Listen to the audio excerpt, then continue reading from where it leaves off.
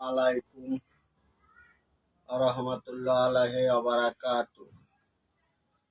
আজকের বিষয়বস্তু, দীর্ঘদিন হয় বিবাহ করছে, 10 বছর হয়ে গেছে, সন্তানাদি হয় না, তাদের জন্য আজকের এই ভিডিও।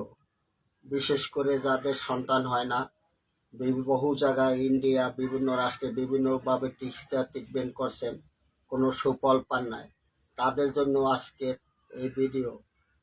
এবং যাদের সন্তান গর্ভে আসে 2 মাস 3 মাস থাকে, নষ্ট হয়ে যায়, এদের জন্য এই ভিডিও।